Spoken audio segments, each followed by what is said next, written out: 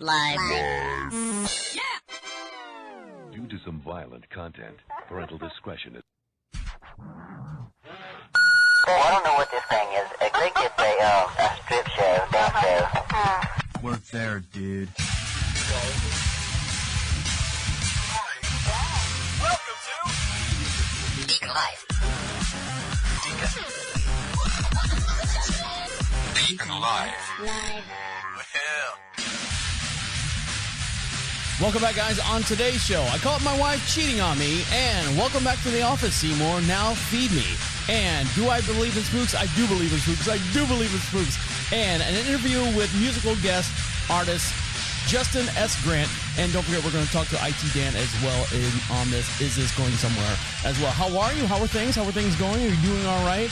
Are you getting through all this stuff? I always ask you that to make sure you're doing all right. And I just would like to say I am doing okay. I'm doing all right. I'm getting through this stuff. As you guys know, we are broadcasting just outside of Orlando, Florida. This is week number 2. For the next couple of weeks, we're out here. I'm helping my dad. My mom passed away a couple weeks ago, and I'm helping my dad get the house with all the stuff inside. I mean, there's so much stuff in this house. I mean, there's 2 entertainment centers, 2 couches, 3 couches, 2 bedroom sets, a ton, just a crap load, a ton of dishes and silverware, and not silverware, but serving dishes and plates and cups and teacups and all the stuff that goes with that, and all my mom's precious moments and Norman Rockwell paintings and Norman Rockwell figurines and my dad's, electronic computer stuff and DVDs and VHS. Oh my God, he's got so many VHS tapes laying around here. You're like going, who uses VHS tapes anymore? Oh, we can get something for him, is what my dad would say.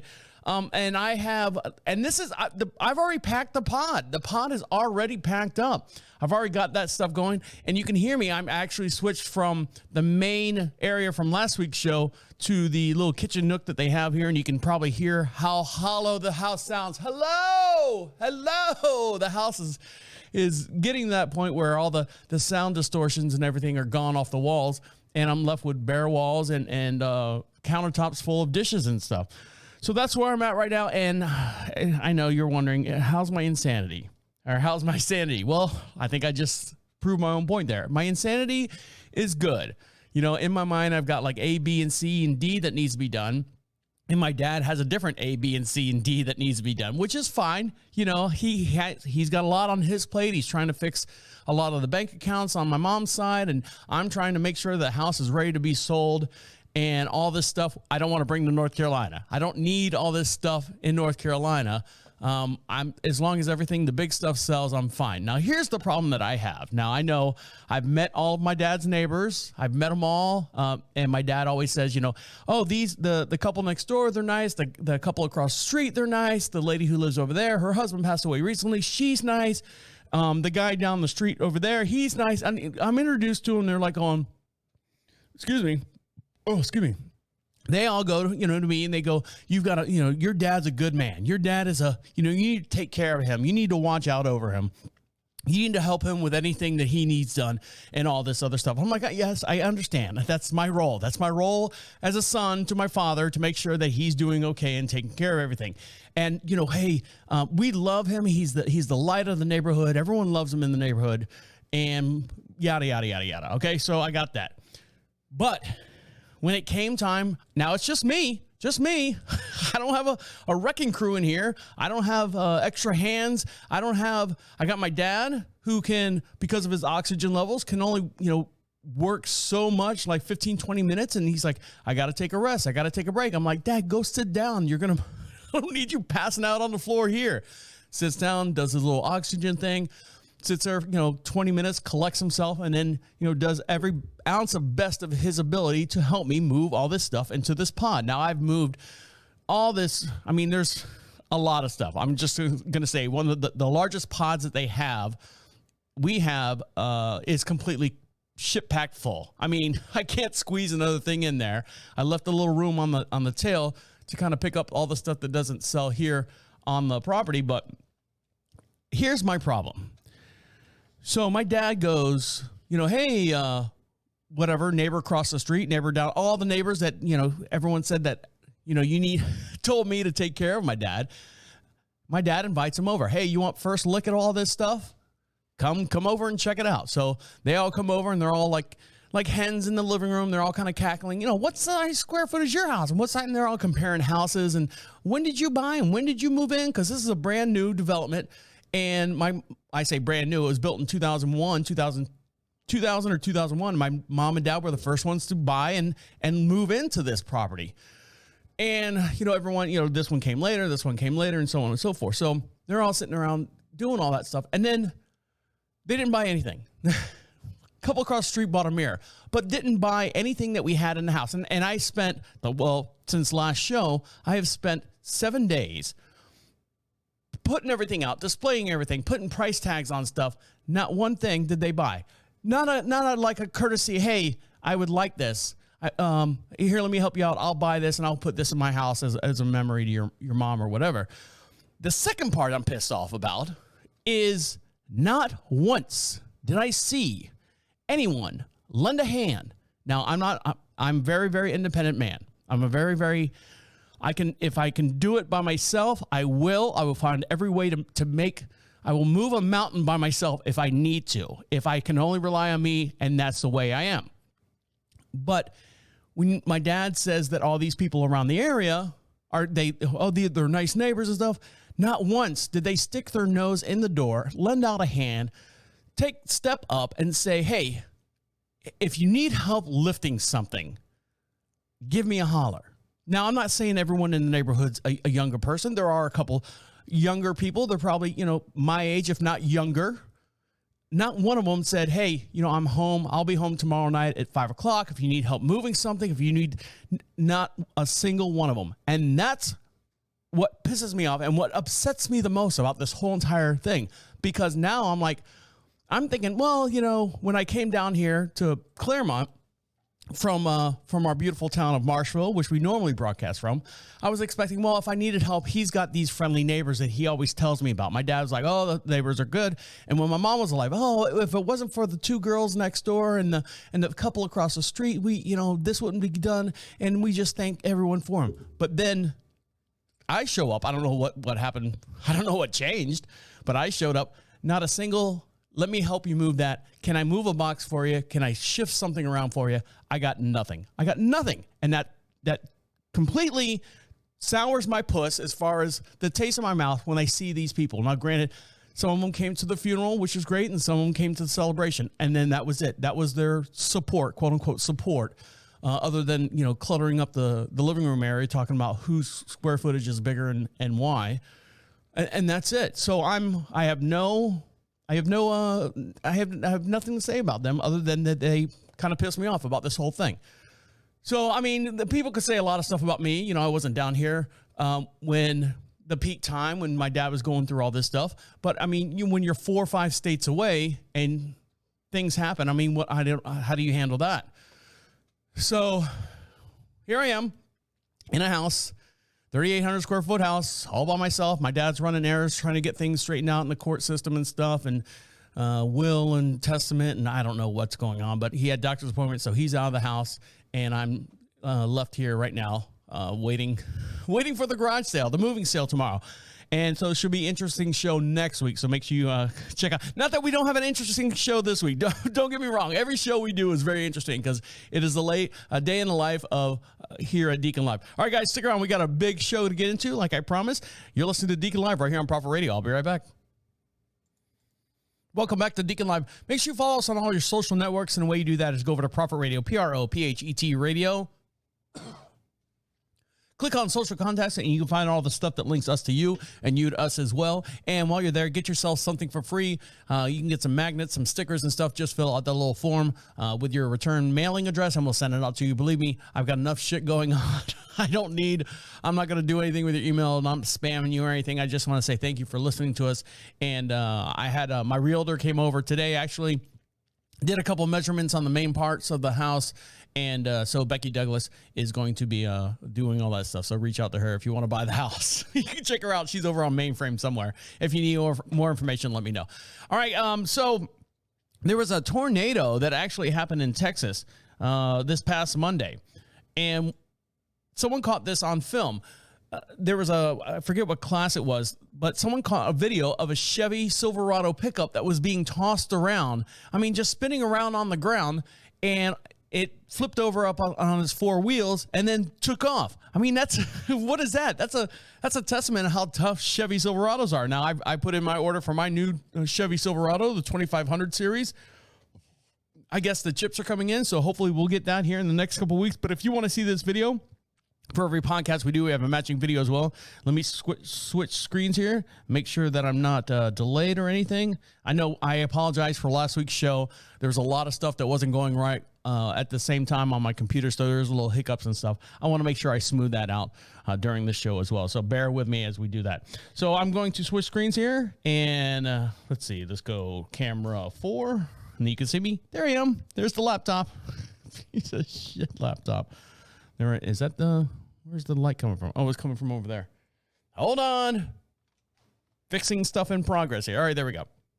So here you can see me, and you can see the monitor for every podcast we do. We have a matching video, and you can see these stories in real time as I'm talking about them here on the show. So here we go.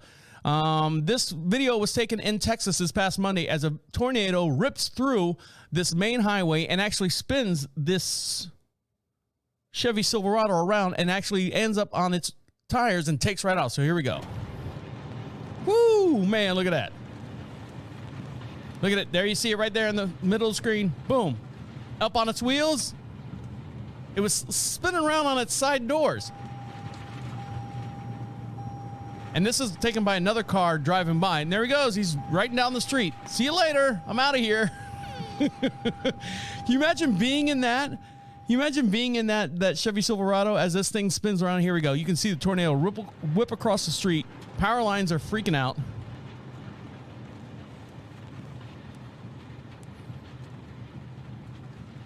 And then it flips itself back on its tires. I almost said feet. There he goes.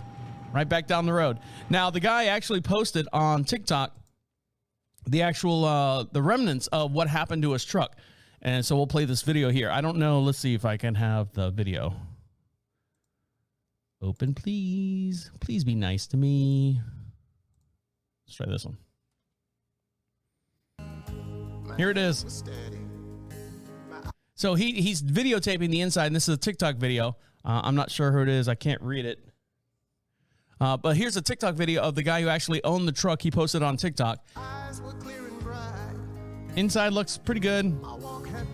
The outside is all scratched up. Missing a headlight. There you go. Side's all scratched around from him spinning around on the ground. But it survived. I mean, I think someone, a dealership reached out to him, to one of the Chevy dealerships reached out to him to give him a new Chevy truck. So hopefully he can get that going. Good for him. Chevy, I mean, that's a testament to itself. Spin around in a tornado and land back on your feet and take off down the road. Get on going there, Chevy. Now, some of us are being made to go back to work. We've been out of work or out of our offices for the last 2 years or so. And let me switch screens here. Oh, no, I'll stay on this screen because it's another visual. And you can see these videos as on Prophet Radio. Just go to DeaconLive and click on the YouTube channel, and you can see this as well. Now, Dad left the TV on, so I'm over there watching Moonshiners or something over there.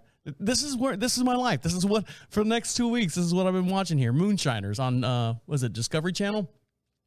So people are going back into the office, and a lot of things have changed. You know, sometimes they move the cubicles around. They change where the copy machine is. But this person right here found out when he got back to his office that his Dieffenbachia plant had survived. It actually grew roots out of the pot. You know how people have like little plants and stuff on their desk? Just say, oh, I need some fresh air and stuff. This Dieffenbachia grew so tall, it came out of the pot, up on his desk, and actually is reaching the top of the ceiling. And if you want to see this, go to ProphetRadio.com. You can see this in real time as we're talking about it here on the show. Look at this. Look at it. It's hitting the ceiling. 2 years this thing has been growing, and it lives. Life will find a way. I think that's what it is, right? Isn't that the saying? Life will find a way. All right, guys, when we come back, we'll talk to IT Dan and find out what is going on with him on Is This Going Somewhere? You're listening to Deacon Live right here on Prophet Radio. I'll be right back. Welcome back to Deacon Live. You want to be heard? Of course, everyone wants to be heard. And the way you do that is go over to Prophet Radio, Prophet Radio. Click on the Be Heard section. It's a little blue bar at the very bottom right-hand side of the page. Got a little microphone on it.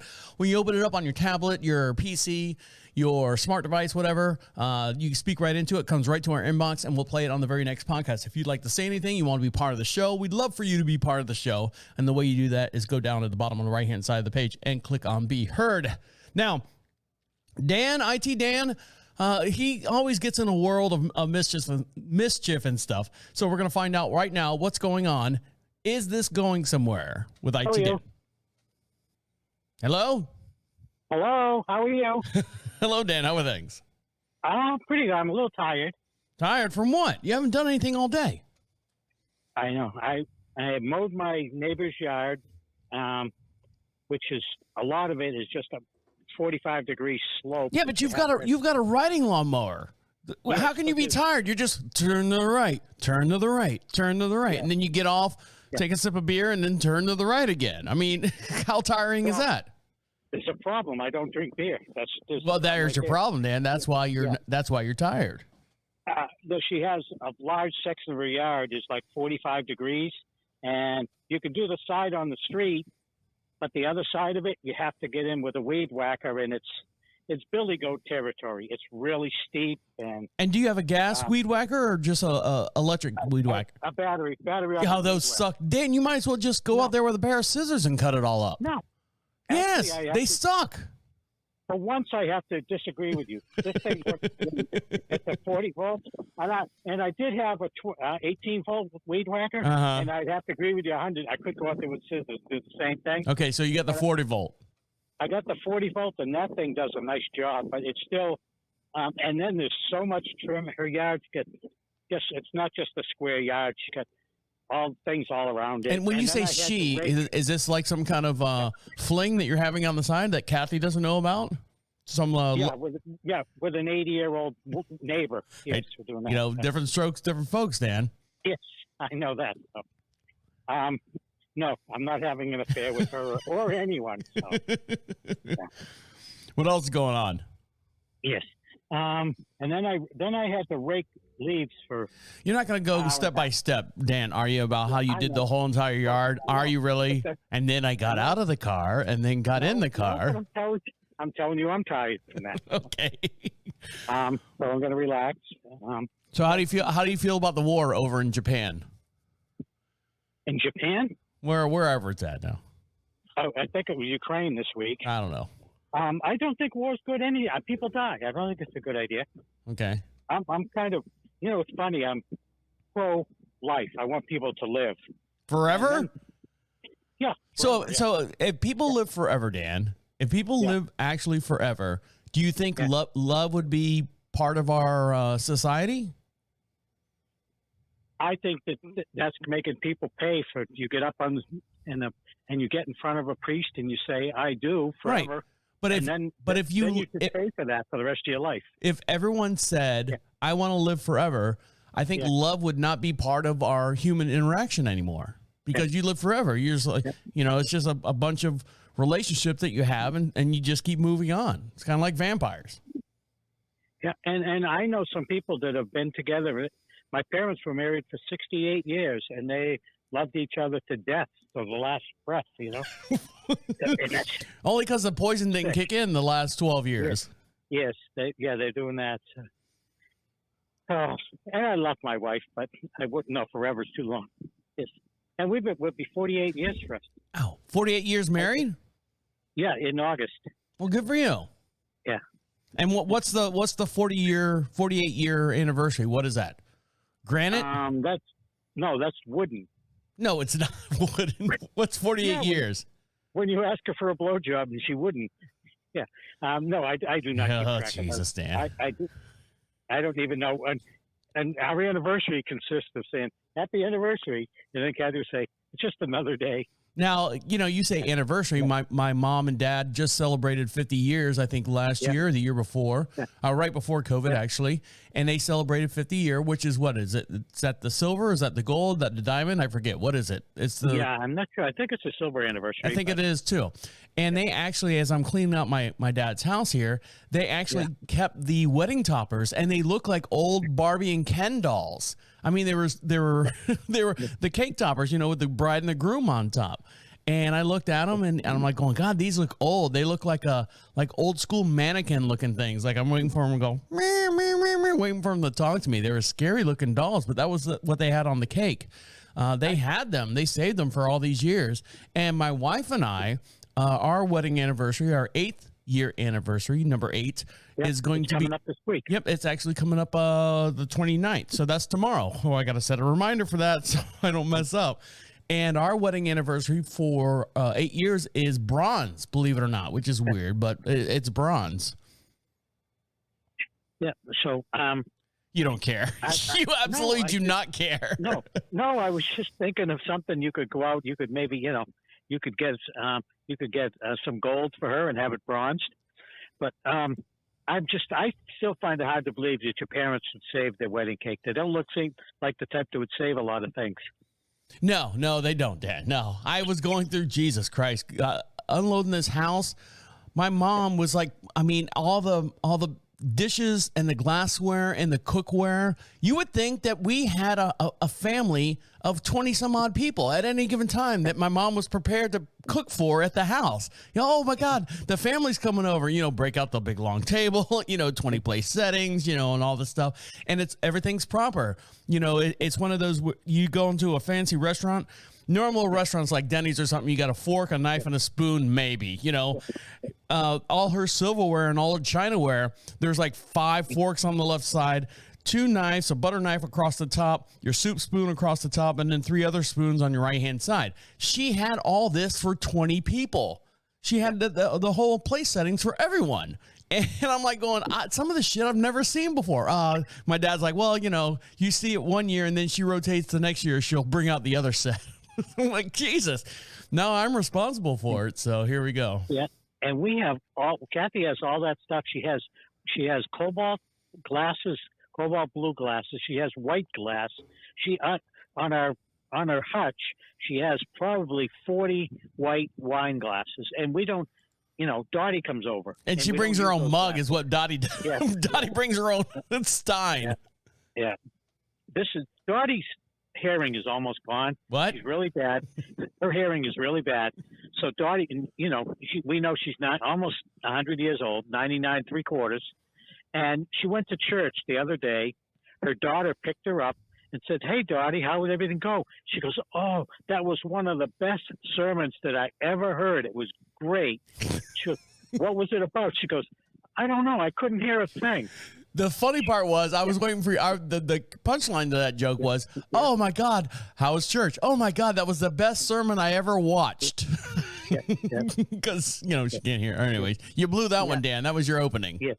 Yeah, but I was just going, wasn't a joke. This is what happened to her. And her daughter's just looking at her like, how can you say it was so great if you couldn't hear it? So, but that's the funny thing. But Dottie came over the other day.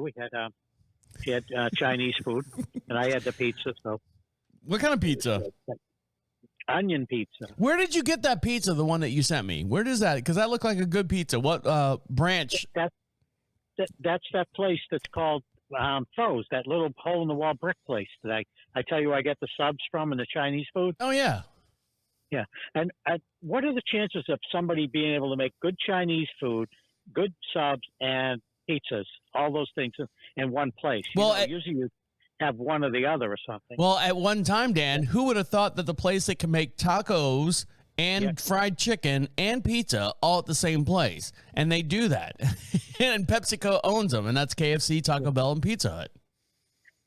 Yeah, but they're not all in the same building. Sometimes they are, Dan. If you travel this wide world of ours long enough, you'll see a Taco Bell and KFC all in one location. Yeah, and vice versa. Red burrito. I see Hardee's with the red burrito. And I've seen KFC with the Long John Silvers, the fish. Yeah, I don't think KFC and Long John Silver's play the same tune. I don't think Long John Silver's is owned by Well, I don't know who owns KFC anymore. I know PepsiCo sold it off, but I don't think they've incorporated Long John Silver. I could be totally wrong on that one, but that's just something. Yep. And I like KFC. It was actually the first job I ever worked at KFC. Yeah. Well, good. Yep. Yeah. So that's an interesting tidbit. In case you need trivia question for anybody. All right. Did you watch the Oscars, Dan? No, I did see Will Smith's episode though. Did you? And did Kathy see that? And what is your opinion and her opinion on that as well? Okay. My opinion is that you don't make fun of someone's wife. And especially when it's some physical ailment that doesn't belong to, and you don't make. What was the? Hold on. You get ahead of yourself. What was the ailment that she was being made fun of? Allodopia, I think it is. That makes you lose your hair. It's called alopecia. Alopecia, and makes you lose your hair. And he got up and said she was getting ready for to film G.I. Jane 2, which is insulting her. And I'm all for somebody standing up and protecting their wife, and I thought it was good. And I think Chris Rock has just made it a point to really bust his balls. So he deserved to get flagged. So here's my question. So Chris Rock made fun of Jada Pinkett Smith because she has alopecia, and Will Smith got up on the runway, smacked him. I mean, cold, hard, cocked him, and then sat back down and said, keep my fucking wife's name out of your mouth. Now, take the same scenario. Keep my wife's name out of your fucking mouth. That's what I said. What did I say? No, you said keep my fucking wife's name out of your mouth. Well, flip a couple words around, and then it all stings from the back. Okay. So take that same scenario with what Dave Chappelle has been doing, and not badgering transvestites, but he's been making fun of transvestites in the same sense. Is that an ailment? Is that a disease? Is that a condition? Is that a situation? I mean, how do you balance what Dave Chappelle does to and I'm not defending anyone. Believe me, Dan, I could care less about any of these people. Let them fight their own battles. But I'm just bringing this up on the table. So what's the difference between someone complaining or making fun of a certain person or whatever that there's transvestite and gay, lesbian, LGBTQ, peanut butter sandwich, whatever, and then making fun of someone who has alopecia? What is the difference? They was making directly fun of his wife. That's what it was. Personal. It was his wife. That was the thing. So when Dave Chappelle has transvestites and stuff in the audience, and he says a transvestite joke, isn't he kind of gearing that to he doesn't know if there's transvestites in the audience. Isn't he gearing that to the same person or the same group of people? Like, let me backtrack. Hold on one second. So let's say I make, I've got an audience full of, 2,000 people that sit here and watch Deacon Live. If I say AIDS jokes, and I didn't know that 5 people in the audience had AIDS. It's not my, it's not my thing. Hey, AIDS and kills faggots dead, I guess, is what someone got in trouble for saying a long time ago. And he got, backlash. Isn't he kind of doing and he even said that's a soft joke. That's a light joke. Hey, I can't wait to see you in, G.I. Jane Part 2, because if you've seen G.I. Jane Part 1, she had the head shaved, all that stuff. But he didn't necessarily make fun of her having a condition. Or did he? Yeah, he did. And I mean, that was directly, you can draw the line to what he was saying. And Kathy, on the other hand, thought that it was okay for him to say that only because she doesn't like Jada Pinkett Smith. So that totally changes her thing. It all depends on what team you're partying for. Yeah, and Will Smith, I enjoy his movies. I don't follow what he does off the stage or what his wife does. And but I think if there's some chivalry there, if someone insults your wife in front of millions of people, you get up and take care of it. But I think no. See, that's the thing. No. As soon as my dad and I were sitting here watching I was up at 6:00 in the morning. I was watching the news feed as soon as it came out, and my dad kind of he had a hard night sleeping here in Claremont, and he got up around like 7:15, and he turns on Fox News right away, and he starts watching it. I'm like, Dad, watch this. I said, Dad, watch this. I've been watching this all day. And he watched Will Smith. I mean, just bam, hit him. And I go, what do you think? He goes, well, that's assault. I go, I know it's assault, but what's going to happen? He goes, they're all untouchable. They're all untouchable. But still, you know, Chris Rock said, I'm not going to file charges, but still, I mean, that's assault. Sometimes That is assault no matter what. Sometimes some people need to be assaulted. Sometimes, you know, two wrongs make a right. And Chris Rock has said other stuff about him and his wife. That's what, you know, there's bad blood between them. And it's not like the stuff going on between Ryan Reynolds and Hugh Jackman. You know, that's all in fun. Yeah. That's a whole different thing. This was mean. So, you know, and I mean, in the end of the day, it's not going to affect me or what I'm doing or you. So, no. It's not going to affect me now, but it might set a precedent further down the road. You know, what are we going to allow to happen? You know, are we going to, you know, chastise? And I keep bringing up Dave Chappelle because he's the comedian that's always in the news front now or in the front of the news because of everything he's been saying. And then Chris Rock just says this. I mean, Dan, not for nothing. That was the lightest softball joke you could absolutely say. And then Will Smith kind of lost it. He could have lost it. In my opinion, he should have said, you know what? F this. Jada, let's go. We're leaving. We don't have to sit here for this. I mean, you know, like half the movies, when I see Will Smith in the movie, halfway through it, I'll walk out because it sucks. But when that happens... I enjoy most of his. Yeah. But I mean, when someone offends you, you get up and leave. I'm not going to stand for this. I'm out of here. Or I have to stand up to get out of here, but I'm going to leave. I'm not going to support this anymore. You do not get up on stage and smack another person or assault another person, I should say. Okay. Well, you just insulted me, so I'm going to get up and leave. Oh no. Actually, I'm too tired to get up and leave because I'm recovering now. So, not a recovering alcoholic, just recovering from work. So. Well, eat a lot of bananas and stuff. Yeah.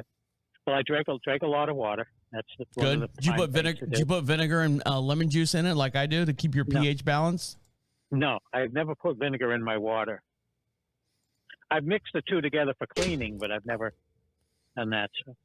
I'm sitting, we're broadcasting in Claremont, Florida, and I'm sitting on this big glass, I think it's like 5 foot wide glass table. So every time I put my hands down on my lap, I've got this, it's a round table. So I hit my ring on the thing here. So I thought that was a new sound effect you were working on. What else you got going on? Anything? No, it's relaxing. No, Kathy. No, a big news. We're going to a dermatologist on Thursday. But, for who? You or Kathy? Both of us. Our yearly checkup. And I'm going to Ron's to fix his cable in his RV. Now, when you say yearly checkup on the skin doctor, why you got skin tags and stuff you're worried about? Not skin tags. When I got spots and different things, and if I have something on my face or little spots, I have them remove them. They freeze it, and I think to myself, I watch all these movies where they torture people. I could handle that. And then I sit there and the guy puts a little free stuff on my head and I go, Yeah. Can you put me under for this? We're big, macho, and tough, and we can handle it. So. I know I had a little skin tag on the inside crease of my nose for the longest time, and I called it my Andy Garcia, which is a long joke. I won't get into that, but people out there understand what that is. And I used to go, "Oh, here, Andy Garcia, how are you?" And I'd rub it and pick it and stuff. And then I was like, you know what? One time I went to my doctor. I'm like, going, "Can we fix this? Can we do something?" He's like, "Yeah, go down to the third floor and talk to my recommendation guy." And I did. I went down there, and he like you said, he froze it, but I'm literally watching him come like right at my eye with a scalpel. And I'm like going, I was fine. I could get my ears pierced. I've had my ears pierced, my eyebrows pierced, my whole entire face pierced, and that was easy. My lips are all pierced and everything at one time. But when he came to me with that scalpel, I literally was shitting my pants. I've never had ears pierced, tongue, anything pierced. Never had a tattoo, but I did have to have where they had to take a little cyst out on my eye, and they put you in this head bracket, and they lifted your eyelid open so it stayed open. Oh, like Clockwork Orange, right? Yeah, like one of those things. Yeah, you see the guy coming right in with you, and it didn't hurt, but it made you feel uncomfortable. Would probably be the best. They strap your hands down so you couldn't beat yourself in the face. Yeah, they do that, so I couldn't punch. I couldn't punch the doctor or anything like that. All right. Anything else you got going on, Dan? No, not a lot. Beautiful day here. Yep, it's beautiful, like beautiful day here in Claremont, Florida. It's I think we're sitting around 82 today, 82 or 84, somewhere around there. So you got the pod loaded, and you could still put more in it before you ship it up? I've got a small area, probably about a 2-foot by 4-foot section on the tail end of the pod. Yeah. And we're slowly packing like the boxes and stuff and putting it on the tail end. All the big stuff's loaded. And then my dad is freaking out because he's like, we still have a huge entertainment center. We have a 42-inch TV. He has a computer center in the back room. We've got 2 couches. We have a queen bed. He's got a king-size mattress and box spring. I mean, there's a lot of big stuff still here. And he's like going, well, what's going to happen? There's no room in the pod. I'm like going, Dad, I'm going to stay here until all the big stuff sells. And then the little stuff, we'll just box it up, what we want to keep. And then outside of that, we'll just get one of those open top containers and drop it off in the front yard and just say, unfortunately, we don't need this shit, and just start throwing it in the container. You hate to see that. You hate to see that. Yep. My mom's collected a lot of this stuff, a lot of, like I said, dishes and glassware and all this cooking stuff that she's had for many years. And then, it's down to just throwing in a dumpster that we don't need it. We can't use it. I think you can call Habitat for Humanity or Goodwill and explain it. I think you try them and they may come and pick the stuff up, because it's good. I hate throwing stuff away. I like to recycle. Yeah, but I don't. I mean, that would happen every day because people pass away every day. Yeah, but they do that here. If you have a bunch of furniture, they will come and send someone to pick it up. You can call them. The worst they can do is say no. All right. Well, we'll figure out. Maybe we'll take that route. Maybe they'll give us a receipt and we can get some tax credit or something. I don't know. All right, Dan. Anything else before I let you go? No, that's all it. And good luck. And I think it's nice of you helping out your dad when he really needs you. Yeah, he does. He's sleeping in the back room or something. No, I'm kidding. He's in his computer room. He's worried about getting everything switched over from.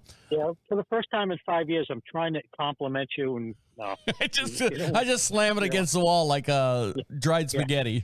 Yeah. All right, Dan, I'll let you go. Okay, take care. Talk to you later. Bye now. All right, bye. Okay, bye. Bye. Hang up. There you go. There he goes. Stick around, guys. We got more coming up and a special interview with Justin S. Grant, a very talented musical artist. Stick around. You're listening to Deacon Live right here on Prophet Radio. I'll be right back.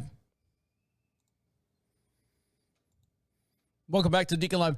Make sure you follow us on all your social networks. And the way you do that is go to Prophet Radio, PROPHET Radio. While you're there, get yourself some free swag, some magnets, some stickers and stuff. We'll send it out to you. We just need a return address so we know where to send it. Like I said, I'm not going to spam you or anything like that. I just want to say thank you for listening to us. And you want to be heard as well, make sure you follow up with that at the bottom right-hand side of the page.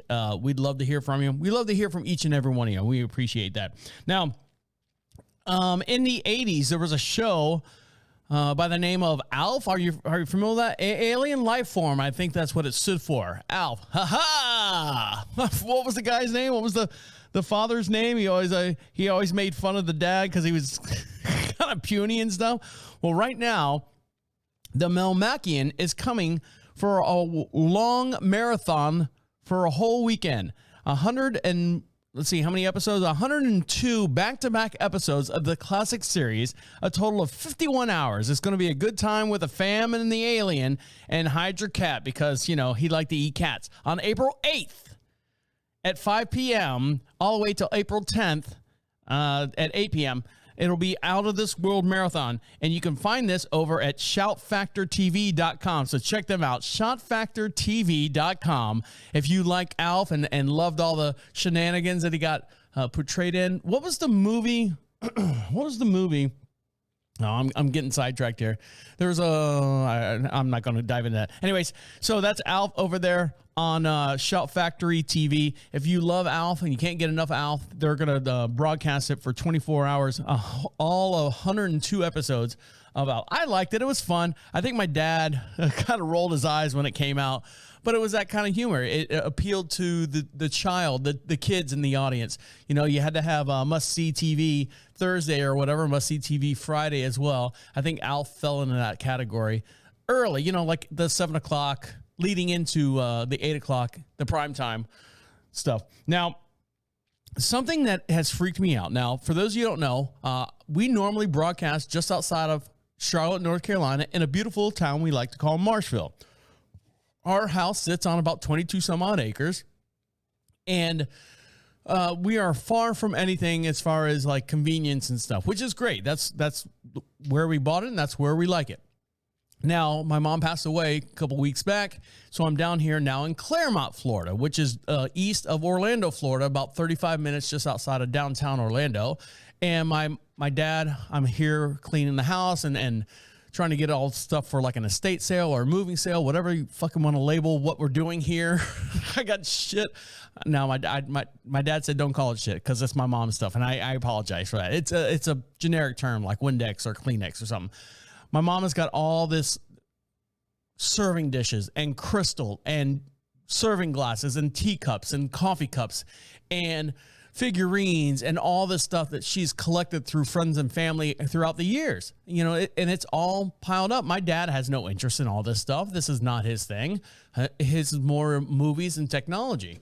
So there's a lot of stuff here. I'm looking right now, as you can see me here on the video. Let me see where I'm at on the video so everyone can see me. Yep, I'm on the big screen here, so you can see me. And I'm looking at like 1, 2, 3 Cuisinart choppers. I'm looking at 1, 2, 3 can openers, electric can openers for some reason.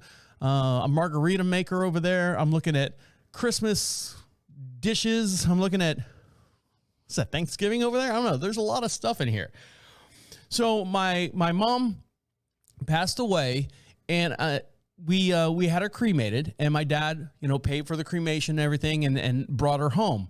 The weird thing, here's the weird thing. I got here on a Tuesday, Tuesday before last week's show, and I apologize for last week's show because it was all stumbling all over the place. So it was digital stuff, computer stuff that I was having problems with. I've straightened it out. Hopefully it sounds better this week. But so my mom is in like this rustic looking wooden box that you put, ashes and stuff in. And he's like, here's your mom. Here's your mama. Here she is right here. And I kind of tapped the box, welcome home, Mom. Glad to see you're back. That type of stuff. Like if the person's still there. And I got in the house, and it was like late at night. And in the middle of that Tuesday night, I didn't say this before, the Tuesday night, I fell asleep. I've got the spare bedroom back there, and I've got these little, they're touch lights or something like that. You really don't have to turn them on. They're LED touch lights in the house. It's a computer light, so it would hang over your computer desk, and it has got a little, you touch the base and it'll turn on and off. So in the middle of the night, I sleep with a mask on. I know, I'm so shay, right? Earplugs and a face mask on, so nothing's waking me up. But sometimes the mask gets off your face a little bit, and I look up, and the room is bright. I mean, it's like day glow bright, like the sun is rising up, but it's not the sun. And I'm like going, why is the room so bright? And I rolled over, and the lamp that was on my mom's office desk was on. No explanation. It was just on. Her laptop was there with just the way she left it. The lamp hanging over the laptop was on. And I kind of go, well, that's weird. I'm thinking like a power surge hit the house or some kind of electrical interruption, and the house flickered or something, and sometimes those lamps will turn back on. So I went over there, touched the little power button with my finger, doot, and it turns right back off.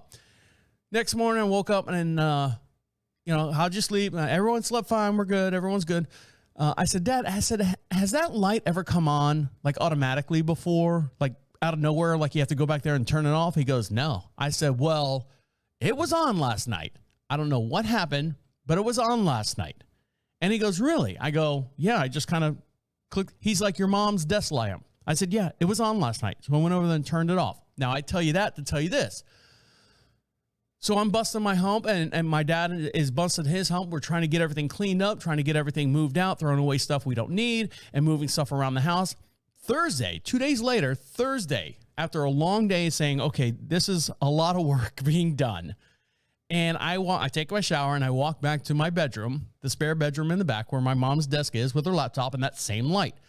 And it was dark. It's dark going back there in the hallway, except for the hall light on. And I get into my bedroom, and I shut the door. As soon as I shut the door, The light's got 3 settings on it, high, medium, low.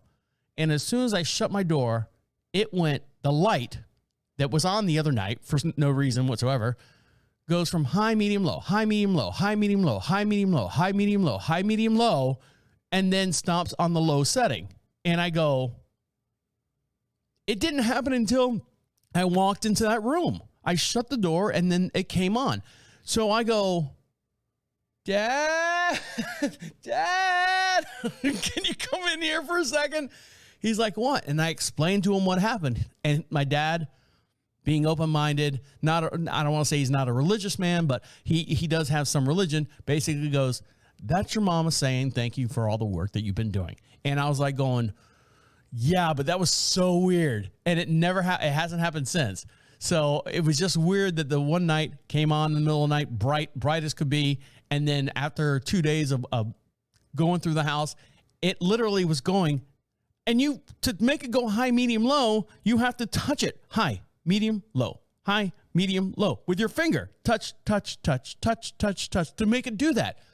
There was nothing being touched. It was sitting on my mom's desk. And it was just weird. And it stopped on low. And I didn't tell my dad this. I actually go, well, Mom, should I do X, Y, and Z? Let me know. I'm looking at the lamp. Nothing. I would have shit my pants if that thing would have changed and gone to high or something. And I asked it another question. Well, Mom, do you think I should do this? Let me know. No, I still would have shit my pants. Nothing happened. But it was just weird. Now, yes, so what's happening with the lamp now? Well, because of doing what we're doing and boxing up the house, I actually put that lamp in a box. But I put on it, this is Mom's lamp. In the box, Mom's lamp is in this box. So that's going to go with us back to North Carolina. It's going to go back to Marshville. It's going to go back up to the studio. So when we get back in Marshville up to the studio, I'll let you know, and I'll plug that light in, and we'll see what happens. It might go on and off during the podcast, and that'd be a sight to see, wouldn't it? Ooh, crime. What's the crime podcast and the mystery podcast? A lot of fans out there of that. I know they are. And we'll talk about you guys in a minute, too. Stick around. You're listening to Deacon Live right here on Prophet Radio. We're going to talk to Justin S. Grant, a very talented musical artist, and a lot more. This man does not sleep. Stick around. You're listening to Deacon Live right here on Prophet Radio. I'll be right back.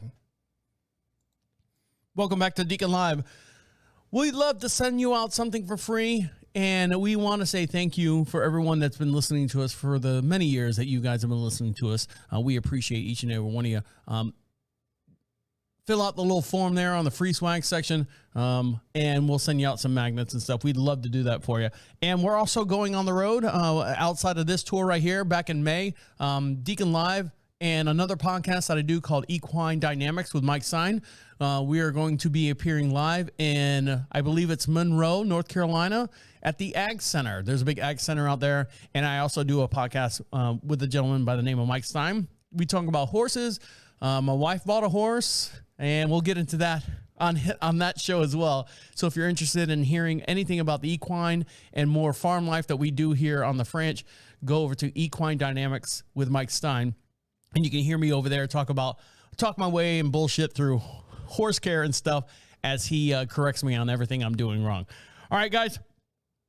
Right now, we're going to talk to an exceeding artist. Justin S. Grant announces his emotional cover and music video for a very famous Cat Stevens song called Wild World. Available now and streaming and purchased now.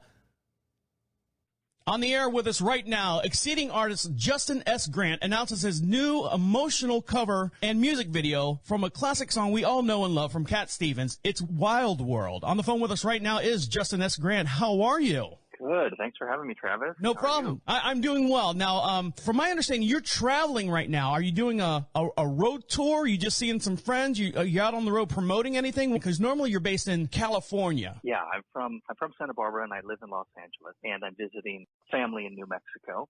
I'm just taking a break from the computer screens and the grind, which I've been working really hard at music and other things recently. So it's nice to have a little bit of a respite. Yeah, sometimes you need to rest your eyes from all that digital media that you get in your face all day long. Believe me, sitting behind this microphone and looking at different computer screens all day long, sometimes I'm just like, I gotta go. I gotta stand up, walk around, man. So I know the feeling that you're going through. So tell me a little bit about yourself. Where were you born? You said California. You were born and raised out there in California? Yeah, so I was born and raised in Santa Barbara. about 100 miles north of LA. And then I went to high school in Ojai, which is in between LA and Santa Barbara. It's a really quaint, beautiful, special town. And then as an adult, I've lived in Los Angeles the entire time. So lots of action. Good to be there for business, the culture, and of course the music biz, which is something I've been really, really focused on in the past few years. Yeah, I was just going to say, what drove you to LA? Everyone sees LA and they see the bad of LA, and some people go, I'm going to be a star. I'm going to be a movie star. So you moved out there for music. Definitely. And then I did it as a hobbyist for a long time. I sang in choruses of various kinds, and actually some competitive choruses, which is not a thing most people are aware of. They exist. Oh, I know. I was in chorus in high school, so I know the competitions. So it really helped me learn how to perform, how to emote, how to sing, and also what's just so great about being in chorus or choir is you get to sing your heart out, but basically nobody can hear you. So it's a good practice environment. Now I've decided to break out and do original songs and produce them and release them to the world, which is what I've been so busy with the past couple of years. You decided to cover Cat Stevens' classic song, Wild World. Why this song? I'm really open-minded when it comes to genre. I say my favorite genre of music is great music. Cat Stevens is a famous singer-songwriter from England. In 1970, he released a song called Wild World, which is technically a breakup song. He's sad about breaking up and his lover being sent out into the wild world without his ability to help her and protect her from the craziness of the world. It's a universal message, but also considering the world that we live in today, it's ever relevant because just from the title, it sounds like what we've all been experiencing the past few years. Definitely. Pandemics and wars, societal upheavals, economic issues. It's a wild world. I thought it's always relevant. It's always a wild world. He's a really inspiring artist to me.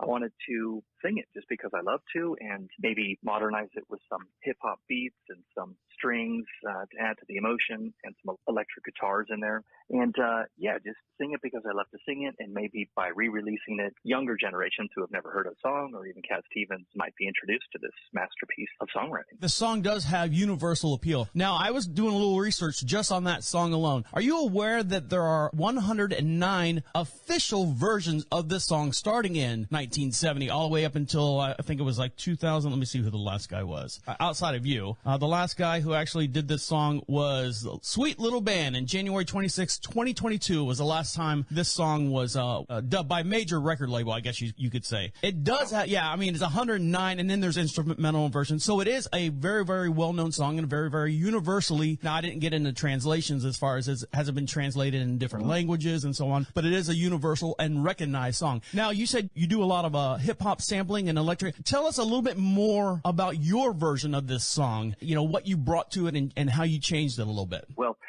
first of all, just the tools that we have for producing music in this day and age just are incomparable to what they had, before computers.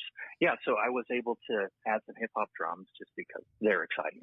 And also just a lot of layered sampling with the vocals that I added on in there to make it interesting and hopefully moving.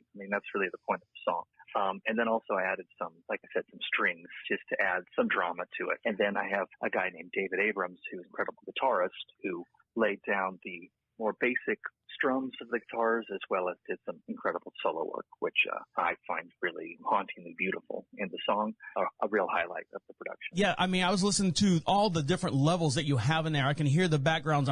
There's like a 3 or 4 different level chorus behind it, and I can tell. And is that you singing all of them, all those different variations in the background? Yes, remember, I sang in chorus, so I sing all the parts. That's awesome. That's awesome. Now, tell me about the video. The video takes place on a beach, and you're kind of just dressed in like linen clothes and stuff. Tell me how the beach and the inspiration of that song brought you to that area for the video. So just like we talked about the song, it's originally a singer-songwriter, so it's got an organic acoustic feel. But then in my version, I've got hip-hop drums and electric guitars.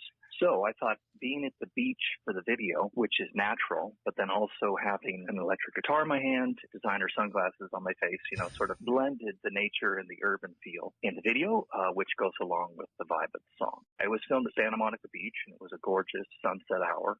And complements the vibe of the song is it's just me alone the whole time, because it's a breakup song. So when people break up, they definitely have a fair amount of alone time in their emotions and their thoughts. That's what's happening with me on the beach with guitar in hand. We're talking to Justin S. Grant. a musical artist, songwriter, and author. Tell me about this. Okay. Right. Well, that's a whole different dimension. I'm sorry. If you don't want to talk about it, that's fine. I mean, I just thought that was very interesting because you're a songwriter, musical artist, and then I see published author, and I'm like going, how does Justin sleep? How do you do that, man? That's a book in itself and just a complete, it's a whole lot of tasks going on at once. How do you balance all that out? No, I'd be happy to talk about it. Thanks for asking. So, I, in addition to being absorbed with music my whole adult life, really, I've also been fascinated with philosophy and spirituality. I went to university to get a degree in transformational psychology. And transformational psychology means a sort of psychological practice that helps people transform and evolve and improve themselves rather than just talk about their problems. As I was graduating, I befriended the university president, and he encouraged me, instead of writing a thesis paper to graduate, that I write a book. That was quite an ask because it took, 1,000 times longer than a thesis paper. Of course, yeah. But I did it. So, how do I find the time? Well, it takes forever, and I just do one thing at a time. Well, at least when it came to the book, I got that out. So, the book is called Business and Spirituality. The meaning is, I believe that at this point in our human history, there's no more powerful force in the world than corporations.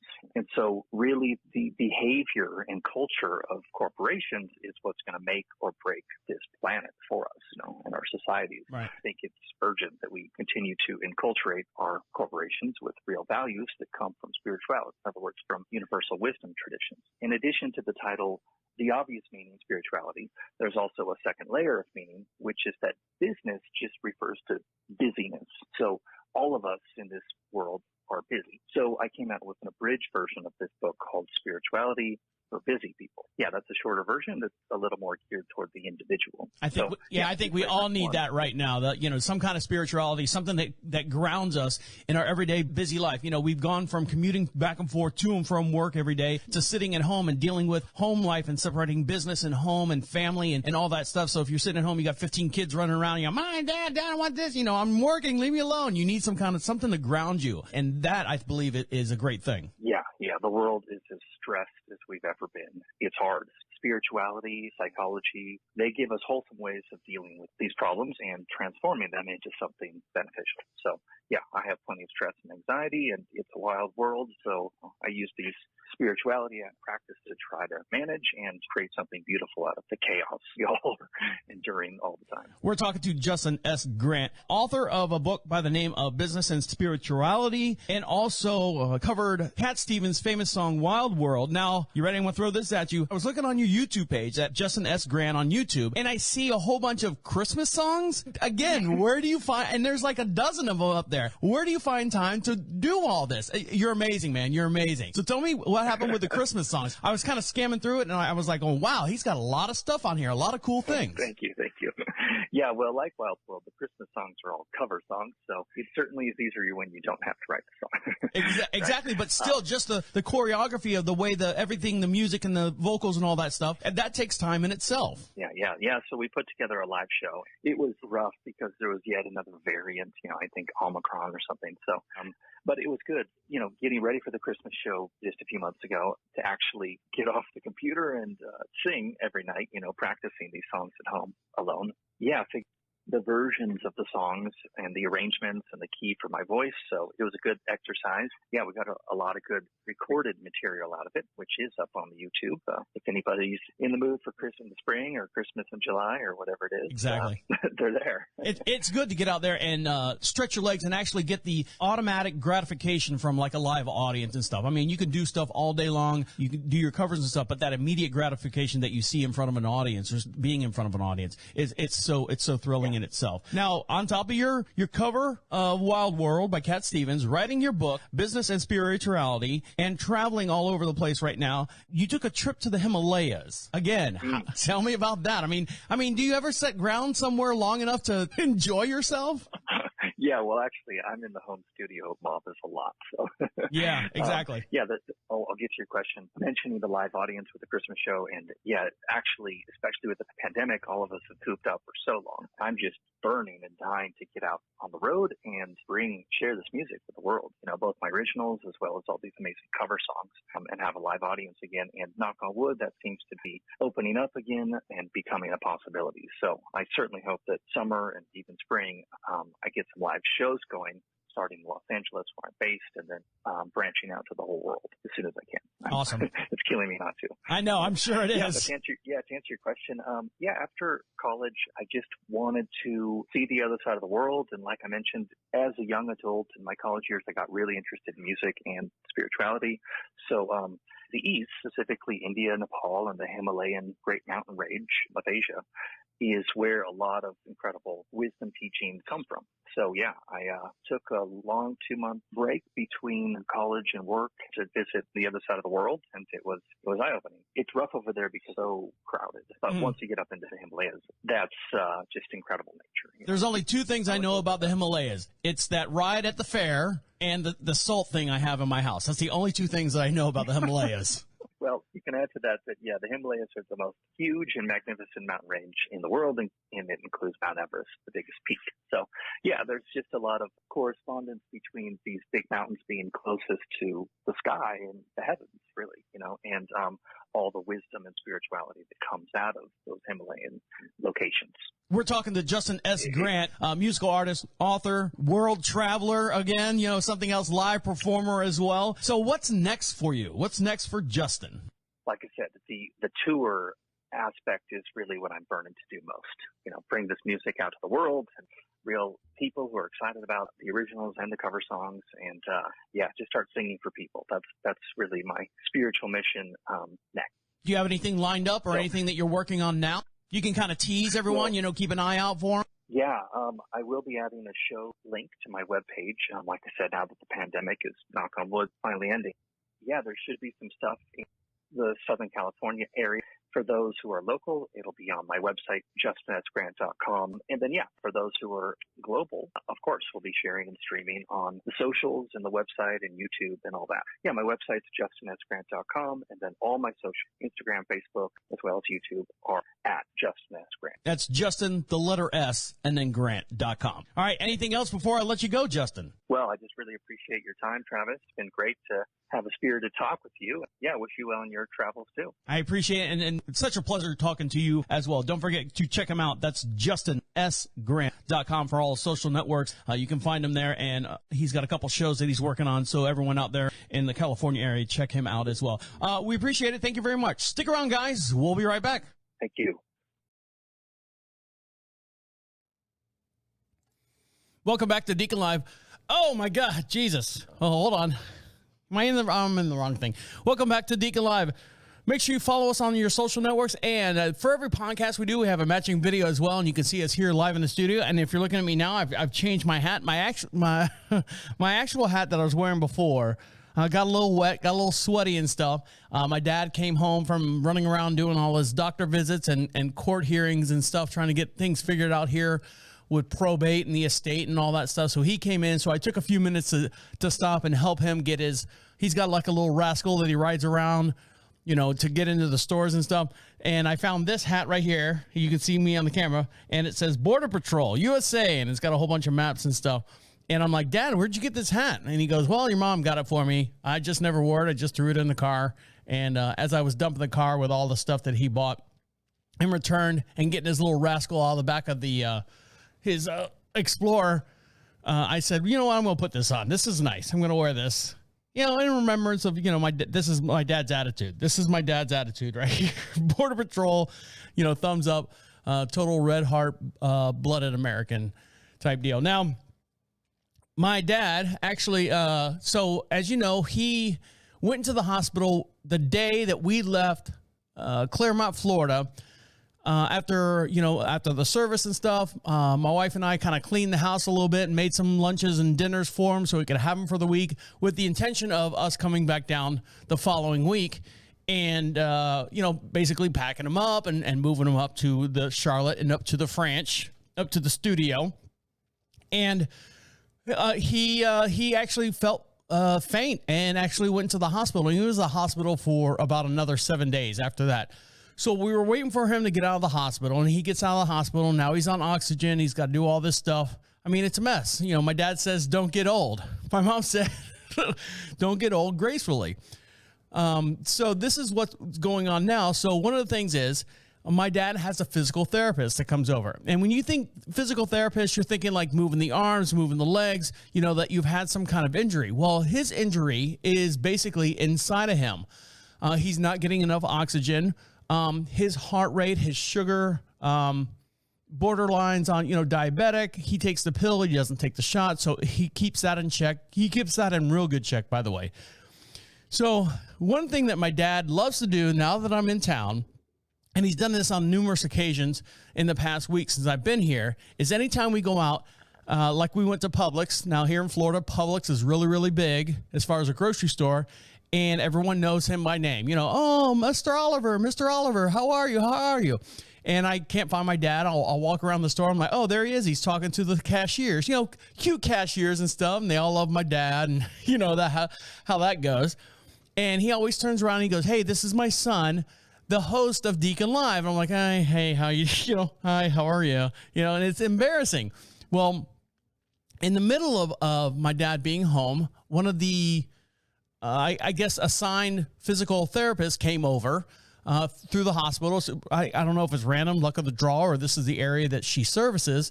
She came over and was working with my dad, making sure that his heart rate and the oxygen levels were fine, making him stand up, sit down, stand up, sit down, take 2 steps forward, 1 step back, 2 steps forward, 1 step back. You know, he just trying to increase his oxygen intake and also increase his heart rate to see if he's good being on oxygen or being off of oxygen. And that's the main goal, to get my dad off of oxygen so he can kind of function in normal society now.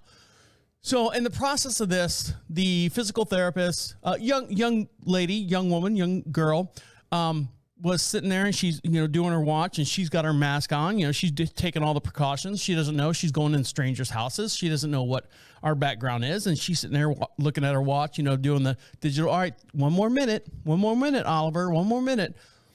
And in the process of my dad sitting there and relaxing, goes, do you listen to podcasts? Do you listen? Oh, he always says, do you listen to iHeartRadio? And as soon as I hear it, I'm standing there trying to take, you know, I got my steno notebook, and I'm taking notes at what the physical therapist is saying. You know, this is what you should do, this is what you shouldn't do, and this is what to look out for. My dad goes, do you listen to iHeartRadio? And her eyes kind of lit up, and I go, oh God, here we go. And the young lady's name was Hannah, and she's like, yes, I just started listening to podcasts. Oh my God, and she was they're so great. I listened to, and I go, before you say it, true crime podcast, right? She goes, yes. I'm like, I know. That's what hooks you in. That's what brings you into the podcast world. And then, and then it's true crimes, and then true court, and then true hearings, and then true murders, and then all these other true, you know, all these things, and they spiderweb outside of that. So my dad goes, well, you know, that's my son over there. He's the host of DeaconLive. And she's like, DeaconLive? I'm like, waving. I'm like, no, it's not a big, we suck. We suck. You know, you don't want to sit there and actually look at someone while your dad's sitting there bragging about you. Now, granted, my dad probably has all the pride and everything in the world that his son's doing this podcast and stuff. And I caught him listening to many episodes several times over while we've been here on the property, which is great. You know, he's very proud of me, and I appreciate that. And I acknowledge that he does that. So Hannah is asking me all these questions, and you know me, I'll talk all day long about podcasts. I'll talk about all the stuff that's going on. But when you do it face to face to someone, and you've never met them before, this is the first time you've met them, you don't want to like discourage him from listening or going, that guy's a little conceited or full of himself or whatever it is. But she was a very nice girl, nice woman that came here. I gave her Did I give her anything? Oh, you know what? I totally blanked. I should have given her some magnets. Hannah, if you're listening, if you stop by my dad's house to do another session or something, I got magnets and stickers here. I'll give you and stuff. She was really interested in the podcast, so hopefully we've gained another friend, another listener out there. And I just wanted to show some love out for Hannah taking care of my dad and making sure that he's getting the attention that he needs. Now, one of the attentions that my dad and I both share is compression socks. I never knew or never understood what compression socks were. In my mind, I've seen my mom wear compression socks, and they always look like medical items. They're not flashy. They always look like white socks that go up to her knees. And she's like, I can't move. I got my compression socks on. They're helping my legs. They're helping my feet. I understand all that. But now I guess compression socks have come a long way. Now since I've been here in Claremont, Florida, one of the first doctor's appointment I went with my dad was to his dermatologist. And my dad's legs are disgusting. They are just completely disgusting. There's something where the iron in your blood gets in between your skin and something, and it leaves all these like black lesions all over your legs. A lot of people get them the older they get. And the dermatologist is pushing on my dad's legs and puts a thumbprint and like it's an indentation. And he's like, well, you should start wearing compression socks. This will help a lot with that. And I said, okay. And the nurse, like the young nurses and stuff and the helpers and stuff say, yeah, we wear them. And they lift them all up and they got like hearts on them, or like some had SpongeBob on them. I'm like, oh, so they're kind of like hip type socks. And they're like, yeah, they're not just the regular like medical white linen looking socks like my mom was wearing. So my dad had a pair at the house and he said, hey, son, you should try these on. I said, all right, I'll try them on. Because I've been walking around the house. My freaking toes were killing me. My freaking feet were killing me walking up and down and in and out of the house. So I put on some compression socks, some of his. I'll tell you what, man. I don't know if it's the socks or if it's a placebo, but my legs did not get tired throughout the whole entire day. I heard that it eliminates or helps prevent blood clots in your legs, where a lot of times that's undetected down in the lower extremities, especially if you have heart issues, which my dad has. It helps bring the flow from your lower extremities and push it back up into your body. That way you don't retain water or anything down by your legs. So here I am. I've got my compression socks, and I told my wife, hey, babe, I'm wearing my dad's compression socks. Can you buy me, and I sent her the link, can you buy me compression socks, but not these? I want the fancy ones, the colored ones. So if you're looking at us here on the podcast webcam, and the way you see this is go to profitradio.com, click on Deacon Live. You can also find us on YouTube. That's Deacon Live Podcast. Hold on, I'm going to lift my leg up. You ready? Here we go. Big thing here so you can see them. Oh, can you see them? They're yellow and teal on my legs. I got them on. They feel great. Yeah, and it's not like when you take them off, some women out there wear Spanx and you take the Spanx off, you're like, oh, it feels so much better. These actually feel good. And I can feel like when I first put them on, I can feel like the muscles twitching in my calves and in my shins and stuff. And then when I take them off, I take a shower, but I wear them all day long and they've helped out a lot. So young guys, old guys, I think at any age can wear these compression socks. I don't know the actual medical stuff that it actually does. I'm just speaking by my own personal experience, but they're comfortable. I like them. I'll probably wear them for the rest of my life now. Hopefully. All right, guys, stick around. You can see I'm sweating. My dad was driving me crazy here on that last break, getting stuff out of the car. All right, guys, stick around. I caught my wife cheating, and I'll get into that here in just 1 second, what I'm going to do about it. You're listening to Deacon Live right here on Prophet Radio. I'll be right back. Welcome back to Deacon Live. Make sure you follow us on all your social networks and also show some love and some mad respect for all the artists that you hear, the musical artists that you hear during the breaks and stuff. Most of them they are independent artists, and we love to show some support to them, especially Justin S. Grant. He's an independent artist. Make sure you check him out and all the artists that you hear on Deacon Live. If you want to hear the full-length songs, go over to profitradio.com, PROPHET radio.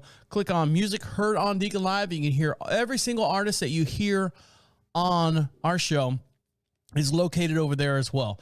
We've got over, I think, 4 years of different artists that have blessed us with their talent and stuff.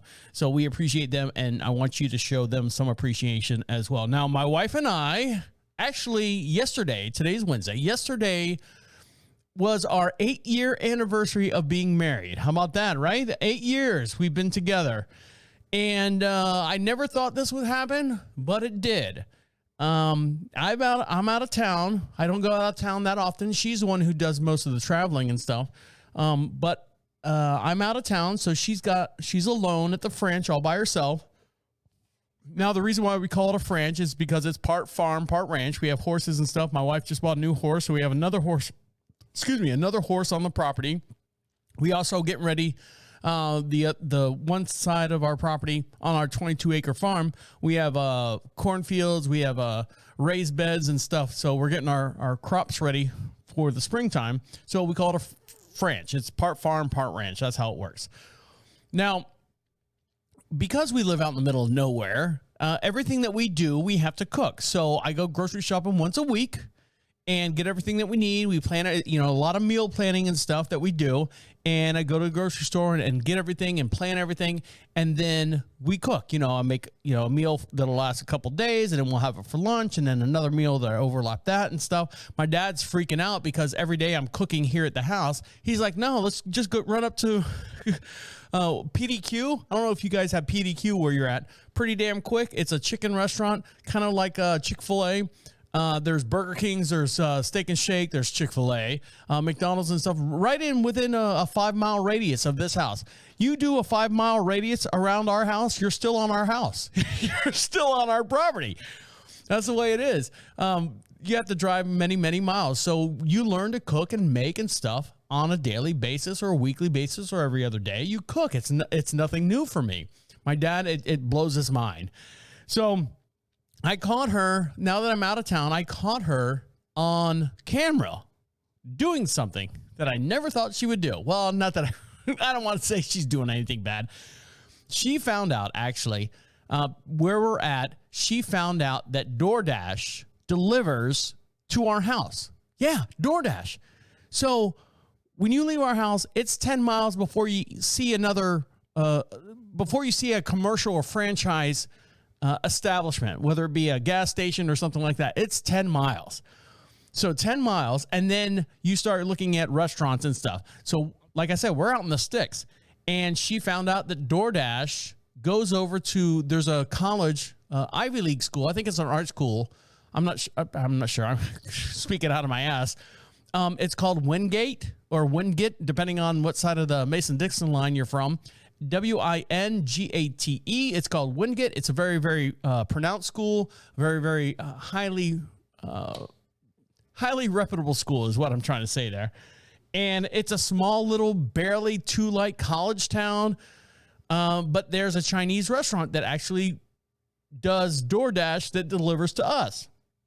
So being that we have such a big property, I've got cameras all over the place. And of course, with cameras, you have the apps that watches everything that goes on. I had an alert on my phone around 7:45 at night on whether it be a Nest camera or Ring camera or whatever that we have on the property. And I said, well, that's kind of weird, late at night. I'm like, I'm thinking that my wife is walking in front of the side door or whatever. And I see a car pull up. I go, what the hell is this? It's got the night vision on it. What the hell is this?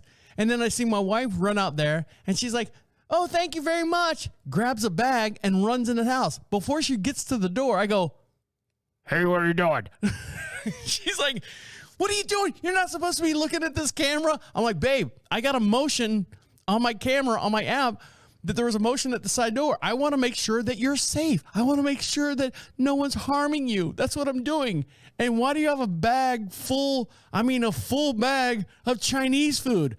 Oh, well, I'll call you when I get inside. So she gets inside, and then calls me a couple minutes later. She's like going, I found out that DoorDash delivers. I'm like, you cheater. No, that is against what we're standing for. You're not supposed to do that. You're not supposed to. We don't want to have shit delivered to our house, babe. We are contempt We don't. That's stuff we don't need to have delivered to us. She's like, oh, I know, but and in her defense, because I'm not there. So I'm not there to do the horses and do the chickens and move the horses and rotate the pastures and feed the horses and then double feed the horses and then groom the horses and get the chickens ready and then, gather eggs and feed and move and clean this and do that. She has absolutely no time. And she actually said to me this morning, she's like, babe, I know I feel for you when I leave town, but I am exhausted when you leave town. So I'm like, it's okay, babe. I understand. Go get DoorDash. Don't do it often. And, take care of yourself. She actually found out that Instacart, there's a food line probably about 16 miles away from us. Instacart will actually get her groceries and stuff because she now has this new horse.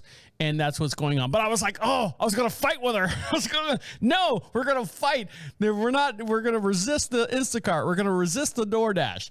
So now this one guy right here on TikTok, I don't know if you've ever seen him before. He always goes, Morbid Facts, part 42, or whatever he does. I'm sure you've seen it if you're a fan of TikTok or anything like that. He does this. And it's interesting. It's fun to watch him and stuff.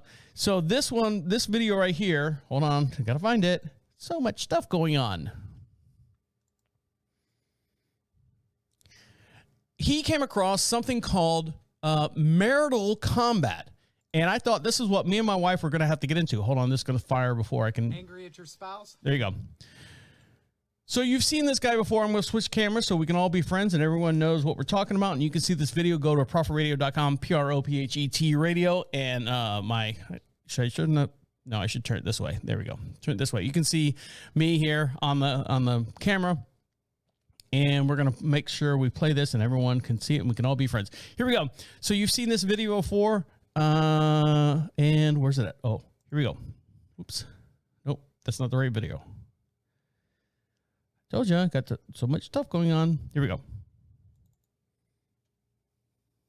Angry at your spouse? Then engage in marital combat with them. If this were the Middle Ages, this was not unheard of. A 1467 German fencing book details how these trials would have happened, complete with illustrations. So here are the rules of marital combat. Due to the husband having a physical advantage, a few handicaps were placed on him. He was placed into a hole up to his waist with one arm tied behind his back. He received 3 clubs as weapons. The woman was given 3 rocks weighing between 1 and 5 pounds, and they were all wrapped in cloth. She was allowed to run around the pit. If the man touched the edge of the pit with either his arm or hand, he must surrender 1 club. If the woman hits him with a rock while he's surrendering his club, she must surrender 1 rock. The book also has tricks and tips for chokeholds or even pulling your spouse into the pit. If the woman won, the man would be executed. If the man won, the woman would be buried alive. Now that is what I call till death do us part. Jesus, that's horrible. Can you imagine that? That's the way it was. All right, well, there you go. I mean, that's what happened back in those times. But we haven't gotten to that extreme yet. I think maybe some people, I know a lot of people will choose divorce over going, or maybe that over divorce. Maybe that should be the stink that leads you down that path. And one more thing before I let you go and let you get back to what you got to do. We were talking about my wife getting DoorDash. This woman right here has now broken the world's record. You've seen people eat food. What do they call professional competitive eaters and stuff. Now, I know there's sometimes being drunk and hungover, I could probably eat 2 Whopper, maybe double Whoppers from Burger King. I love Burger King. I've said it a million times. I love Burger King. Maybe not 2 full ones, but I goddamn it, I will eat 1.5. You put enough bacon on that thing, I will almost devour the whole entire thing. Now, chicken McNuggets. Now, the old chicken McNuggets, I remember when they came out, or not remember they came out. I remember working at a place in a bar, and the girls would get the 20-piece nugget, and they would rip them open to look to see if it was white meat or dark meat, and they'd throw the dark meat away. So out of the 20-piece, they only had like 5 white meat that they would actually eat. It's kind of racist. Just eat the goddamn chicken McNugget. They're all fried. They all taste the goddamn same. But this woman right here has set the new world record for eating the most chicken McNuggets in 1 minute. Now you ask yourself, how many McNuggets is that? I'll wait. She ate 19 chicken McNuggets in 1 minute. And I'm like going, I don't know. That doesn't seem like a lot. Lear Shitcleaver, that's her name, I'm not lying, claims to hold 27 official world record. Sorry, my tongue got in the way. World record titles for eating, including fastest times of eating 3 mince pies, fastest times eating 3 pickled eggs, and the most marshmallows eaten in 1 minute without using your hands. Now, she had eaten this. Let's see, how many? So Shutkever, Shutkever, I'm telling you, that's her name, has also held the record for the most chicken nuggets eaten in 3 minutes since 2020. So accepting the claim as 1 minute for eating the chicken McNugget record seemed like a likable choice. So what she did was she tried to eat a 20-piece nugget box in 1 minute. She failed. She only got 19. So let's see. Watch her eat this. And you can watch this video for every podcast we do. We have a matching video as well. And you see this, go over to Prophet Radio, PROPHET. You can also find us on YouTube, Twitch, and all our live streaming on Facebook as well. So let's see. I'm going to switch screens here. Hopefully it's not going to hiccup and make everything slow up and hiccup as well. So here we go. This is, what's her name? Shitcleaver eating 19 chicken McNuggets. Hi, my name is Leah Shutkever. There she is. Today I'm going to be attempting the Guinness World Record title for the most chicken nuggets eaten in 1 minute. The current record is 315 grams, so the aim of the game is to beat that. In front of me here I have a box of 20 McNuggets. 1, 2, 19. Now, she's not an ugly broad. Listen to me. Listen to my technique. She's not an ugly broad. She's olive skin. She looks like she could pass for either Spanish or I almost said Latin American. Well, Latin American or Indian, like Native American is what I meant to say. She's skinny, like most of the competitive eaters are. She's got very, very long hair. She looks like she might be in her early to mid 30s. 640 of the bowl is 370 grams total. Now, if we manage to eat all of the nuggets, we are successful. However, if there are nuggets left in the bowl, there may be cause for concern. So stick around for that one, guys. Let's get on with the eating. Right, let's get this off without destroying the scale. Okay, could you count me in? And just 3, 2, 1. So here she goes. 3, 2, 1. Let's have some fun. Let's eat some nuggets. Here she goes. That's 1, 2, 3 in her mouth. Sip of water. 4. Those 3 were gone. 5, 6 in her mouth. And sip of water. She obviously has no gag reflex. Hey-oh.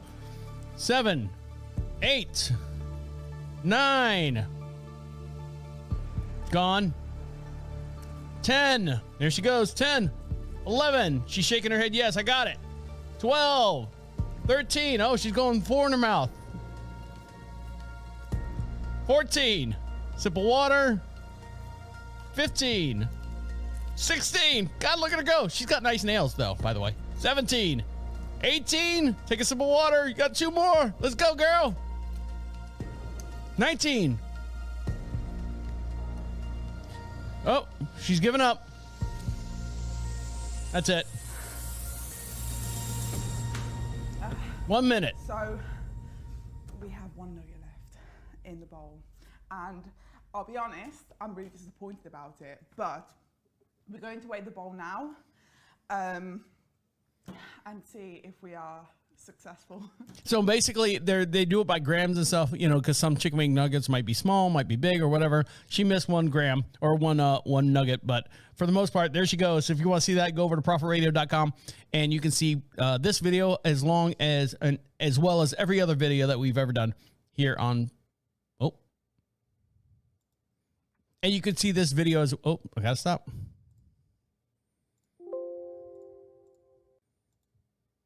And you can see this video as well as well as all the other videos that we do here on Deacon Live. I'd like to thank each and every one of you for listening to us, downloading us. Make sure you share us, like us, and do everything that links us to you and you to us as well. We'll give you some free stuff. The way you do that is go over to ProfitRadio.com, click on free swag. We'll send you out some magnets, some stickers that we have here. Don't forget, I'm going to be in Claremont, Florida for the next week and a half, maybe 2 weeks. If you'd like to reach out to me, you can do that anytime. Just email me, deacon@ProfitRadio.com. I can stop by your location, stop by your house, stop by wherever you're at. We can shake hands, and if you do that, I'll bring some goodies for you. I got some t-shirts and hats, and I can give those to you as well. All right, guys, on that note, I'm going to let you get back to what you got to do. We appreciate each and every one of you. My name is Deacon, saying good night, and good night. Wait, come back. The absolute See you later. Bye-bye. Appreciate it, guys. Thanks. Take care.